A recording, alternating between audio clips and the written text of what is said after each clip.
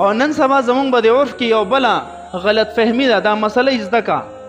یو مالدار سړی دی چې کله خپله لور واده کوي نو هغه دا ګمان وکړي چې د لور دپاره به خود دروند جهیز وکړمه، هر قسمه ضرورت پې پوره کړمه او واده به یې کړمه، او زه به دا ووایم چې بی دا دروند جهیز دا د دې دغه میراث حق دی کم چې زما جایداد دی دا مې بس دې له ورکړو.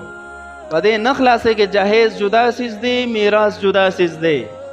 میراث د مرګ نه پس په مال کې لاګو کېږي. ته خو لا ژوندی، دا د دې جهیز حق دی په مور او پلار باندې چې څونه وس د ده کېږي عمره جهیز دی ورکو. دا د دې میراث والا حق نه دی. لہذا ستا د مرګ نه پس په چې کله میراث تقسیمیږي د دکې لور حصه به دې پکې وي، خو نه ورکوې نو ظالم او حرام خوری. خو دروند جهیز ولو کی او بیا وایي چې بس دا د دې د میراث حق دی. په دې نه خلاصېږي.